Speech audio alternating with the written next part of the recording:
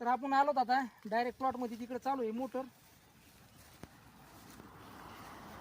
तर तुम्ही बघत असताना जे आपण जे अंडी सोडलेत, ते अंडी सोडल्यामुळं तिथं फेस थोडासा निघतोय. आणि ही तर जर तुम्ही उकरून बघितली तर पांढरी मुळी ही एकदम अशी भयानक पांढरी मुळी आहे. आणि हे बघा तुम्ही बघत असताना डवणे हे एकदम असे भरपूर प्रमाणात तुम्ही बघा. हे बघा ही संख्या आपल्याकडं भरपूर आहे. आपण काय करतो, हे अंडे म्हणा असं प्रयोग करतो. हे क्वालिटी बघा, ह्याच्यात आणखी भर म्हणून आपण बुरशी जी असती